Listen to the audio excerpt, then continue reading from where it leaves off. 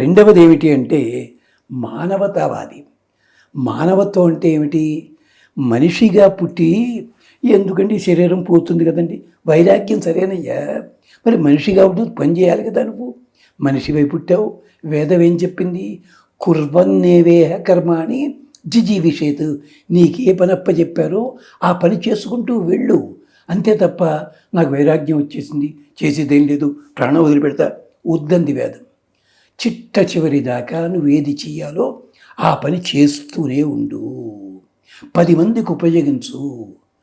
మాకు మా ప్రిన్సిపాల్ గారు ఉండేవారు, దీన్ని ఎంత అందంగా చెప్పారంటే, ఒరే నువ్వు వాడికి సేవ చేసేవా వీడికి సేవ చేసేవా అక్కర్లేదురా, నువ్వు ఉన్నందుకు పక్కవాడు ఏడవకుండా ఉండేలా బతుకు నువ్వు. అందంగా చెప్పారు ఆయన. అది మానవతావాదం అంటే. అంటే మనిషి తోటి మనిషికి సహాయపడేలాంటి స్థితి లోపల ఉండాలి. జ్ఞానం ఉంది, పంచిపెట్టు. లేదా ఉంది నీ దగ్గర ప్రసాదం, నలుగురికి పంచిపెట్టు, చేతనైనది ఆ పని చేయి నువ్వు. అమ్మా